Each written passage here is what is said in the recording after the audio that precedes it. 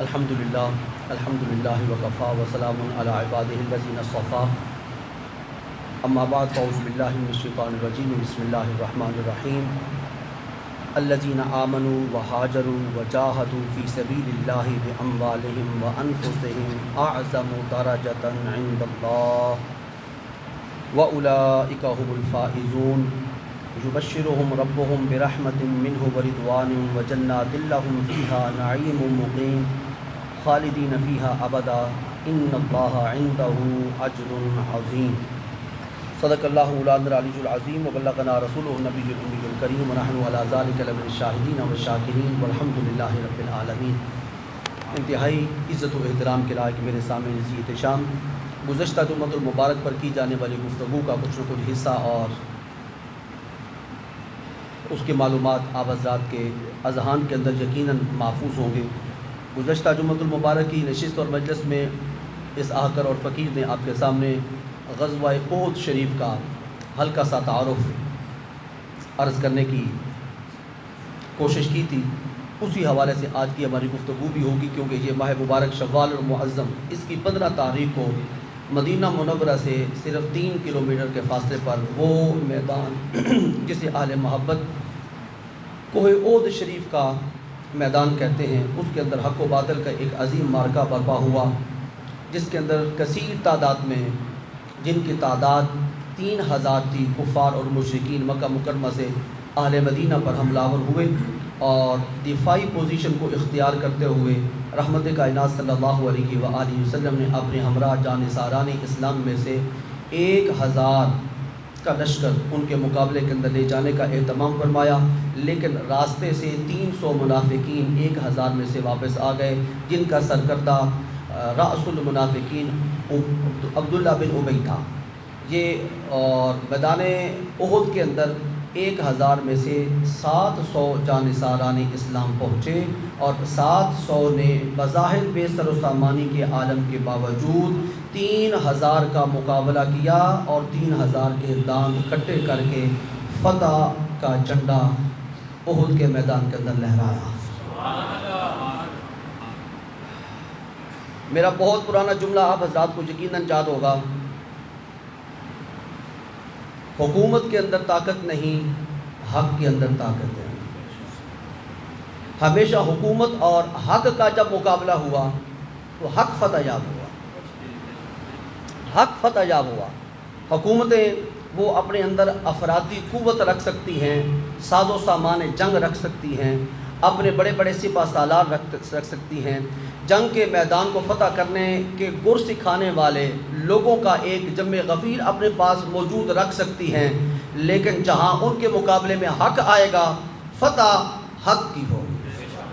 بدر کے میدان کے اندر آپ نے دیکھا صرف 313 افراد ہیں اور مد مقابل 1000 کا لشکر جرار ہے، سب کھاتے پیتے گھرانوں کے ساتھ تعلق رکھتے ہیں اور ان کے پاس لاؤ لشکر بھی ہے، کھانے پینے کی اشیاء بھی ہیں، زرے بھی ہیں، تلواریں بھی ہیں، گھوڑے بھی ہیں، نیزے بھی ہیں، سب کچھ ان کے پاس ہے، اور ادھر مسلمانوں کے پاس صرف اللہ اور اللہ کا رسول ہے، اور اللہ اور اللہ کے رسول کی صورت میں ان کے پاس حق ہے۔ لیکن میدان بدر شریف میں کیا ہوا تھا؟ 313 نے ناکو چنے چبوا دیے تھے 1000 کو۔ ہوا کیا تھا کہ ایک طرف حکومت تھی، ایک طرف اقتدار تھا، ایک طرف طاقت کا نشہ تھا، ایک طرف کھانے پینے کی اشیاء موجود تھیں اور ان پر بھروسہ تھا، اور ایک طرف نہتے 313 تھے اور ان کا بھروسہ لاؤ لشکر پہ نہ تھا، ان کا توکل اور ان کا بھروسہ یا اللہ پہ تھا یا اللہ کے رسول پہ تھا۔ اس لیے علامہ اقبال رحمۃ اللہ تعالی نے بڑا پیارا شعر فرمایا، وہ فرماتے ہیں فضائے بدر پیدا کر، فضائے بدر پیدا کر کہ فرشتے تیری نصرت کو اتر سکتے ہیں اب بھی گردوں سے قطار اندر قطار، اتر سکتے ہیں گردوں سے قطار اندر قطار اب بھی۔ فضائے بدر کیا تھی؟ فضائے بدر میں وہ میں اس کو پہلے عرض کر چکا ہوں، ایمان تھا۔ فضائے بدر کب پیدا ہوتی ہے؟ لاؤ لشکر کے ساتھ فضائے بدر پیدا نہیں ہوتی۔ بظاہر بے سر و سامانی کی کیفیت ہو، توکل اللہ کی ذات پہ ہو، بھروسہ اللہ کی ذات پہ ہو، نظر اللہ کی ذات پہ ہو۔ ہاں، مومن ہے تو بے تیغ بھی لڑتا ہے سپاہی، کافر ہے تو شمشیر پہ کرتا ہے بھروسہ، کافر ہوگا تو اس کا سارا بھروسہ، اس کی ساری نظر اور اس کا سارا تکیہ وہ ساز و سامان پہ ہوگا. میرے پاس اتنے گھوڑے ہیں، میرے پاس اتنی زرے ہیں، میرے پاس اتنا لاؤ لشکر ہے. لیکن مومن ان چیزوں پہ نظر نہیں رکھتا. مومن کی نظر ہے فقط اللہ کی ذات پہ. اور قرآن پاک میں اللہ کریم نے وعدہ فرما دیا ہے ان تنصروا اللہ ینصرکم، اگر تم اللہ کے دین کی مدد کرو گے تو اللہ تمہاری مدد فرمائے گا. اور دوسرے مقام پر اللہ کریم فرمایا اگر تمہارے ساتھ اللہ کی مدد شامل حال ہو گئی فلا غالب لکم، پھر تم پہ کوئی غلبہ نہیں پا سکتا. یہی بدر کے میدان کے اندر ہوا. اور یہی بدر کے میدان کے بعد دوسرا جو مارکا 15 شوال المعظم کو مدینہ منورہ کی سرزمین پہ رونما ہوا، اس کے اندر بھی اللہ کریم نے ایمان والوں کو بظاہر سر و سامانوں کی کمی کے باوجود فتح عطا فرمائی. آئیے ان آیات مقدسہ کا ترجمہ عرض کرنے کے بعد آگے بڑھتے ہیں. یہ سورہ التوبہ 10ویں پارے کی میرے سامنے کھلی ہے اور اس کی آیت نمبر 20، 21 اور 22 خطبے کے اندر میں نے تلاوت کرنے کا شرف حاصل کیا ہے. اور ان آیات مقدسہ کے اندر اللہ کریم نے جمیع صحابہ کرام کا تذکرہ خیر فرمایا ہے. جمیع صحابہ کرام کا لفظ جمیع اس دور کے اندر لگانا بڑا ضروری ہے. اور اس لفظ جمیع کو جس پہ میں بہت زیادہ زور دے رہا ہوں اس دور کے اندر، اس پہ زور دینا بھی بڑا ضروری ہے. طرح طرح کے فتنے اٹھے پڑے ہیں. ہر مسجد کے اندر الگ سے ایک راگ الاپا جا رہا ہے.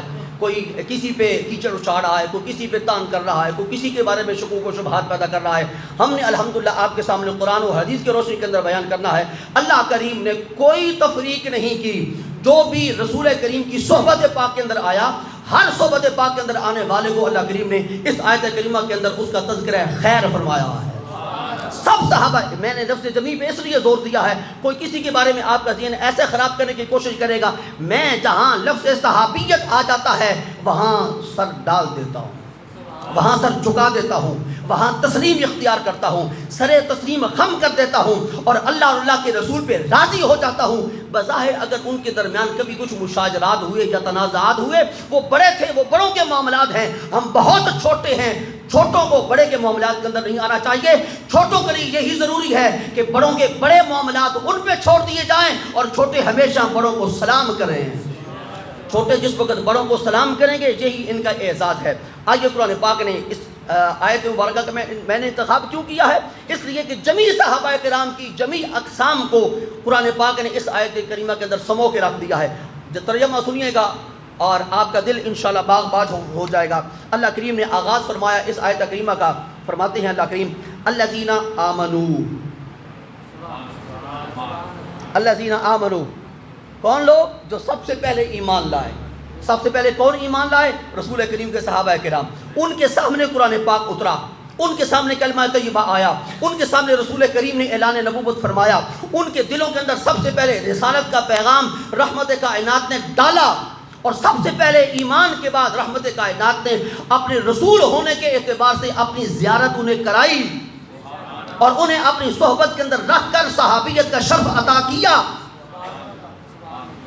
یہ شرف صحابیت نہیں مل سکتا، نہ سجدوں سے ملتا ہے، نہ رکوع کے اندر ساری زندگی گزارنے سے ملتا ہے، نہ ایک پورا سال یا پوری زندگی روزے رکھنے سے ملتا ہے، نہ ہر سال حج کرنے سے ملتا ہے، نہ پورا قرآن پاک حفظ کر کے اس کو یاد کر کے اس کو قرات کے ساتھ پڑھ کے ہر رمضان کے اندر تراویح کے اندر سنا کے اور اس پہ ایک ایک آیت کریمہ پہ عمل کر کے لفظ صحابیت کا اور صحابیت کا ٹائٹل نہیں ملتا. ٹائٹل ملے گا صحابیت کا تو زیارت مصطفیٰ سے ملے گا، صحبت مصطفیٰ سے ملے گا. آقا کریم کی ذات پابرکات پر ایمان کی حالت کے ساتھ نگاہ ڈالنے سے ملے گا. اور اب سب کچھ مل سکتا ہے، یہ ٹائٹل نہیں مل سکتا. کوئی ولی بن سکتا ہے، غوث بن سکتا ہے، قطب بن سکتا ہے، غوث الاغیاث بن سکتا ہے، اللہ کا مقرب بن سکتا ہے، سجدہ گزار بن سکتا ہے، روزے دار بن سکتا ہے، صحابی نہیں بن سکتا. صحابی بننے کے لیے ایک دور تھا، بیت گیا. صحابی بننے کے لیے ایک دور تھا، بس بیت گیا. اس لیے ہم ان کی بارگاہ اقدس کے اندر سلام نیاز پیش کرتے ہیں. قرآن پاک نے انہی صحابہ کرام کا ذکر کیا. فرمایا الذین آمنوا، وہ لوگ اور وہ خوش بخت لوگ جنہوں نے ایمان کی دولت کو اپنے سینے کے اندر محفوظ کیا. اور صرف ایمان ہی نہیں قبول کیا، مکہ کے اندر رہے، با ایمان رہے، مکہ سے نکلے ایمان کے ساتھ نکلے. اور ابو بکر صدیق آپ کا کیسا مقام ہے؟ آپ صرف ایمان کے ساتھ نہیں، صاحب ایمان کے ساتھ نکلے۔ وہاں ابو بکر صدیق، آپ کی عظمت کو کون پہچان سکتا ہے اور آپ کی مقام پر اور آپ کی فضیلت کو کون حاصل کر سکتا ہے؟ رسول کریم نے سب کو ہجرت کی اجازت عطا فرما دی، اور جس وقت ابو بکر صدیق نے ہجرت کی اجازت طلب کی، فرمایا ابو بکر تمہیں اجازت نہیں ہے، مجھے انتظار ہے جب مجھے اجازت ملے گی ہجرت کی تو اللہ کریم ساتھ فرمائیں گے یا رسول اللہ اپنے ہمراہ صدیق اکبر کو ساتھ لے جانا، تم رک جاؤ، تم میرے ساتھ سفر کرو گے۔ سب نے ہجرت کی، سب کو ہم سلام نیاز پیش کرتے ہیں، مجاہدین کو بھی اور مہاجرین کو بھی، لیکن ساتھ عرشی سلام ابو بکر صدیق کی بارگاہ میں پیش کرتے ہیں جسے ہجرت کی سفر میں رفاقت مصطفیٰ نصیب ہے۔ الذین آمنوا، مکہ سے نکلے ایمان کی حالت میں، ایمان بھی ساتھ ہے، قرآن بھی ساتھ ہے، صاحب قرآن بھی ساتھ ہے، اور غار ثور ہے۔ غار ثور کے اندر دوستو ایک قرآن نہیں تھا، دو قرآن تھے، اور تلاوت کرنے والا فقط ابو بکر صدیق تھا۔ قرآن کھولتا تھا تو قرآن پاک کی آیات کی تلاوت ہوتی تھی، رخ مصطفیٰ دیکھتا تھا تو دوسرا قرآن جو چلتا پھرتا قرآن ہے اس کا ابو بکر صدیق دیدار کیا کرتا تھا۔ الذین آمنوا، الذین آمنوا، وہ لوگ جو ایمان لائے، وہاجروا، اور اپنے وطنوں کو چھوڑا۔ اپنے وطنوں کو کون چھوڑتا ہے؟ وطن کو، آپ کا وطن گجرات ہے، میرا وطن سرگوتا ہے، میں کاہے کو چھوڑوں گا؟ جی یا رسول اللہ آپ کو مسئلہ ہے، مکہ والے آپ کو یہاں رہنے نہیں دیتے، آپ پر عرصہ حیات انہوں نے تنگ کر دیا ہے، آپ تشریف لے جائیے، مکہ میں رہنا چاہتے ہیں یہاں رہیے، شام میں جانا چاہتے ہیں وہاں تشریف لے کے جائیے، مدینہ میں جانا چاہتے ہیں وہاں جائیے۔ لیکن کسی ایک صحابی نے بھی حضور کی بارگاہ اقدس کے اندر یہ عرض نہیں کی یا رسول اللہ ہمارے لیے تو پرابلم نہیں ہے، ہمارے لیے تو مشکلات نہیں ہے، ہمارے تو اپنے گھر مکہ میں ہیں، ہمارے تو اپنے باغات مکہ میں ہیں، کعبۃ اللہ ہر وقت ہماری نگاہوں کے سامنے رہتا ہے، اور مکہ والے کہتے بھی ہیں اے صحابہ تم رہ جاؤ، انہیں جانے دو۔ نہیں کہا آپ کو ہم اکیلے نہیں جانے دیں گے یا رسول اللہ، جہاں آپ ہوں گے وہیں ہم ہوں گے۔ سب ساتھ گئے۔ اس لیے اللہ کریم نے جہاں بھی مہاجرین کا ذکر کیا ہے کسی تنے تنہا سنگل مہاجر کا ذکر نہیں کیا، ہمیشہ جمع کا لفظ استعمال کیا ہے۔ والذین آمنوا وہاجروا، سب نے ہجرت کی۔ عمر فاروق کیوں چھوڑ رہے ہو مکہ؟ آپ تو اپنے قبیلے کے سردار ہو۔ عثمان غنی کیوں چھوڑ رہے ہو مکہ؟ اپنے قبیلے کے سردار ہو۔ سردار کہاں چھوڑتے ہیں اپنی سرداری کو؟ کہا حضور کی غلامی پہ ہم اپنی سرداریوں کو قربان کرتے ہیں۔ ان کی غلامی پہ اپنی، اور اصل سرداری ہے ہی وہ جو ان کی غلامی کے صدقے میں نصیب ہو۔ اصل سرداری وہ ہے۔ کہاں ہے ابو جہل؟ اپنے قبیلے کا سردار نہیں تھا۔ کہاں ہے ابو لہب؟ اپنے قبیلے کا سردار نہیں تھا۔ کہاں عتبہ اور شیبہ؟ نام مٹ گئے، نام ان کے باقی رہے جنہوں نے عارضی سرداریوں کو چھوڑا اور محمد پاک کی غلامی اختیار کی۔ اللہ اور اللہ کے رسول نے ازلی سیادت اور سرداری کا تاج ان کے سر پہ سجا دیا۔ آج تو ایک ہمیں مدینہ منورہ سے مکہ مکرمہ کے اندر جا کر اذان کہنے والا نظر آتا ہے اور اسے مؤذن رسول کہتے ہیں۔ یہ میں نے جملہ ذرا تبدیل کر کے اس لیے عرض کیا ہے تاکہ میرے سامعین کو پتہ چل جائے، اور میں نے اپنے سامعین کو پہلے عرض کر رکھا ہے کہ حضرت بلال حبشی نے سب سے پہلے مکہ مکرمہ کے اندر اذان نہیں کہی، اس لیے میں نے کہا ہے کہ مؤذن رسول مدینہ سے مکہ پاک کے اندر گیا۔ ہاں یہ بھی آپ ذہن میں بات رکھ لیجئے، یہ باتیں آپ نے سن رکھی ہیں کہ کعبہ کی چھت پہ بلال حبشی نے اذان کہی، بالکل مانتا ہوں، لیکن فتح مکہ کے بعد،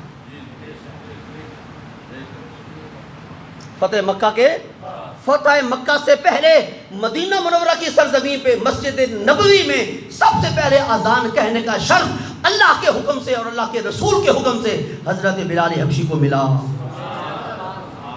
اس لیے سب سے پہلا مؤذن جس نے اسلام قبول کرنے کے بعد اذان کہی وہ مکہ کے اندر اذان نہیں کہی گئی، وہاں تو اذان کی مشروعیت کا حکم ہی نازل نہیں ہوا تھا، یہ حکم ہی مدینہ پاک کے اندر نازل ہوا ہے۔ اس لیے اسلام کا پہلا مؤذن اس نے مسجد نبوی کے اندر اذان کہی ہے، اور پھر فتح مکہ کے بعد کعبہ شریف کی چھت پہ چڑھ کے بلال حبشی نے اذان کہی ہے۔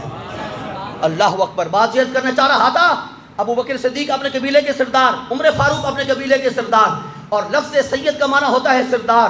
آج میں ایک عجیب منظر دیکھ رہا ہوں جسے بخاری اور مسلم نے اپنی بخاری اور مسلم کے صفحات کے اندر درج کیا ہے۔ یہی موقع تھا جمعے کا، اور جمعے کے موقع پر عمر فاروق منبر رسول پر جمعہ کا خطبہ ارشاد فرما رہے ہیں۔ مسجد نبوی کے ایک دروازے سے یہ کالے رنگ کا بلال داخل ہوتا ہے۔ حضرت عمر فاروق اپنے خطبے کو روک دیتے ہیں، سب صحابہ کرام کے مجمع کو مخاطب کر کے کہتے ہیں جاء سیدنا بلال۔ بھئی بلال حبشی تو اپنے قبیلے کا سردار نہیں ہے، وہ تو اپنے قبیلے کا سردار نہیں ہے، وہ تو اپنے قبیلے کا ایک عام فرد ہے۔ عمر فاروق خلاف واقعہ بات کہہ رہے ہیں، نہیں مراد رسول ہو، اور پھر خلاف بات واقعہ کرے، ایسا نہیں ہو سکتا۔ مراد رسول نے حق بیان کیا، اور حق بیان کرتے ہوئے کہا کہ یہ بلال ہی صرف نہیں آ رہا، میرا بھی سردار بلال آیا ہے۔ بھائی عمر فاروق، یہ بلال کے اندر کیا خصوصیت ہے؟ اسے تم اپنا سردار کیوں کہہ رہے ہو؟ کہا ہاں میں کسی قبیلے کا سردار ہوں، ابو بکر کسی قبیلے کا سردار ہے، عثمان کسی قبیلے کے سردار ہے، علی پاک ایک قبیلے کے سردار ہے، اور ہاں صرف علی پاک قبیلے کے سردار نہیں، رحمت کائنات نے فرمایا میرا علی کل عرب کا سردار ہے۔ علی کے شان سننے والے ذرا سن لیں اس فقیر کی زبان سے، علی صرف ایک قبیلے کے سردار نہیں، عرب کے اندر جتنے بھی قبائل ہیں سب قبائل کی سرداری رسول اللہ نے علی المرتضیٰ کے سپرویژن میں دی۔ اور اس اچھا یا رسول اللہ، اگر یہ علی یہ سارے عرب کا سردار ہے تو پھر آپ، فرمایا میں صرف عرب کا سردار نہیں ہوں، کل کائنات کا سردار ہوں، ان کا سردار ہوں۔ وہ حضرت نفیس کا بڑا نفیس شعر ہے، وہ کہتے ہیں تیرا سکہ رواں کل جہاں میں ہوا۔ سکہ کس کا چلتا ہے؟ پاکستان کا سکہ امریکہ میں نہیں چلے گا، اس کی بڑا ڈی ویلیو ہو گیا ہے، ریال لینے کے لیے چاہیں تو وہ سکہ بہت ڈی ویلیو نہیں چلے گا، لیکن چلے گا بھی صحیح تو اس طرح نہیں چلے گا جس طرح چلنا چاہیے۔ واہ محمد پاک، آپ کا سکہ کل کائنات میں چل رہا ہے، صرف کل کائنات میں نہیں، زمین پہ بھی چل رہا ہے، عرش پہ بھی چل رہا ہے۔ کیا عالم ناسوت، کیا عالم جبروت، کیا عالم ملکوت، کیا عالم لاہوت، کوئی بھی عالم ہو، ہر عالم کے اندر محمد پاک کا سکہ چلتا ہے۔ اور صرف دنیا کے اندر ہی نہیں چل رہا، معاشر کے میدان میں بھی انبیاء کے سکے جس وقت کام نہیں دیں گے محمد پاک کا سکہ وہاں پہ بھی چلے گا۔ شفاعت کس کا حق ہے؟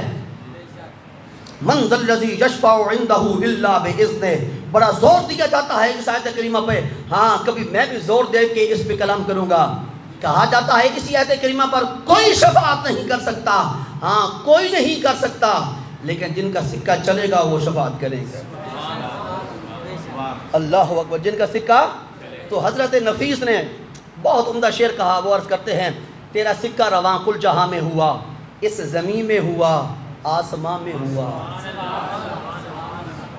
جبریل امین کس کا کلمہ پڑھتے؟ خود فرشتوں کے رسول ہیں۔ جبریل امین سے پوچھو اس وقت کس کا کلمہ پڑھتے ہو؟ اور 24,000 مرتبہ زمین پر کس کی زیارت کے لیے آئے ہو؟ کس کے لیے زیارت کے لیے آئے ہو؟ ان کے والدین کا گھر تو زمین پہ نہیں ہے، فرشتوں کا کوئی والد نہیں ہے، کوئی والدہ نہیں ہے، ان کا کوئی کنبہ نہیں ہے، وہ تو حریم ناز میں رہتے ہیں، حریم قدس میں رہتے ہیں، اور اللہ کا پیغام لے کے آتے ہیں، اور اللہ کا پیغام 6666 آیات کی صورت میں لے کے آئے، اور ہر مرتبہ ایک آیت بھی نہیں لے کے آئے، ہر مرتبہ کئی آیات لے کے آئے۔ اگر اتنی بار بھی ایک ایک آیت کریمہ لے کے آئے ہوں تو پھر بھی ان کی حاضریاں 6666 سے زیادہ نہیں بننی چاہیے، تو 24,000 بار کیا لینے آتے رہے؟ بات سمجھ آ گئی؟ ہاں آگے بڑھیے۔ تیرا سکہ رواں کل جہاں میں ہوا، اس زمین میں ہوا، آسمان میں ہوا، کیا عرب کیا عجم سب ہیں زیر نگین، کیا عرب کیا عجم سب ہیں زیر نگین، تجھ سا کوئی نہیں، تجھ سا کوئی نہیں۔ آئیے قرآن پاک کی آیت کریمہ کا ترجمہ مکمل کرتے ہیں۔ الذین آمنوا وہاجروا وہ لوگ جنہوں نے ایمان قبول کیا، وہاجروا اور اپنے وطن کو چھوڑا، ہجرت کی۔ آگے کیا فرمایا؟ ہجرت کر کے آگے مدینہ پاک کے باغات کے اندر بیٹھ نہیں گئے، وجاہدوا جہاد کیا۔ کیسے جہاد کیا؟ فی سبیل اللہ، اللہ کی راہ میں۔ کس طریقے کے ساتھ؟ بِأَمْوَالِهِمْ وَأَنفُسِهِمْ، نہ اپنے مالوں کو بچایا، نہ اپنی جانوں کو بچایا، نہ انہیں عزیز جانا نہ انہیں عزیز جانا۔ عزیز جانا تو اللہ کے حکم کو جانا۔ بِأَمْوَالِهِمْ وَأَنفُسِهِمْ، آگے اللہ کریم نے انہیں سرٹیفکیٹ کیا عطا فرمایا؟ فرمایا اعظم درجۃ عند اللہ، وہ اللہ کے نزدیک ازرو درجہ کے اور مقام کے بڑے عظیم درجے پر فائز ہیں۔ اور آخر میں فرمایا وَأُولَٰئِکَ هُمُ الْفَائِزُونَ، یہی لوگ اپنی منزل کو پانے والے ہیں، یہی فائزون۔ اور آگے جو جملہ ارشاد فرمایا نا دوستو، بڑے دل کے کانوں سے سنیے گا۔ میں نے تو آج یہ آیت کریمہ پڑھی 21 نمبر سورہ توبہ کی، تو ایسے دل باغ باغ ہو گیا۔ اللہ کریم فرمایا ایمان والو تمہیں خوشخبریاں ملتی ہیں، بشارتیں ملتی ہیں، کبھی پڑوسی تمہیں خوشخبری سناتا ہے کہ پیٹرول سستا ہو گیا، کبھی محلے دار تمہیں خوشخبری سناتا ہے، کبھی ایمان والا ایمان والے کو خوشخبری سناتا ہے، کبھی علماء ممبر پر بیٹھ کے تمہیں خوشخبریاں سناتے ہیں، کبھی صحابہ کرام تمہیں خوشخبریاں دیتے ہیں، کبھی رحمت کائنات خود اپنی زبان اقدس سے صحابہ کرام کو خوشخبریاں عطا فرماتے ہیں۔ فرمایا یہ جن لوگوں نے ایمان قبول کیا ہے، ہجرت کی ہے، اپنے مال اور اپنے جانوں کے ساتھ جہاد کیا ہے، انہیں خوشخبری ان میں سے کوئی نہیں دے گا، یبشرہم ربہم، ان کا رب انہیں خوشخبریاں سنا رہا ہے۔ میرے خیال میں مزہ کوئی نہیں آیا، مزہ نہیں آیا۔ رب ان کو خوشخبریاں سنا رہا ہے۔ یبشرہم ربہم، کس چیز کی؟ برحمت، اے ایمان والو میں نے اپنی رحمت تمہارے لیے وقف کر دی ہے۔ یبشرہم، مجھے تو بڑا لطف آیا ہے، شاید آپ کو قرآن پاک سن کے مزہ نہ آیا ہو، لے لے مزہ، اس سے بڑھ کر مزہ کوئی نہیں ہے، اس سے بڑھ کر سرور کوئی نہیں ہے، اس سے بڑھ کر لطف اور کوئی نہیں ہے کہ اللہ اپنے بندوں کو خوشخبریاں خود عطا فرما رہا ہو، خود مجدہ جا فضا سنا رہا ہو۔ خود خوشخبری کیا ہوتی ہے کہ اے بندے یہ خبر سن کے تو خوش ہو جا۔ مولا کس بات پر خوش ہو جاؤں؟ فرمایا معاشر کے میدان میں تم نے میرے پاس آنا ہے، میں اپنی رحمت تیرے نام وقف کر دوں گا۔ اس سے بڑھ کے اور بندے کے لیے معراج اور کیا ہو سکتی ہے؟ کہاں ڈھونڈتے ہو معراج؟ یہی تو معراج ہے بندے کی۔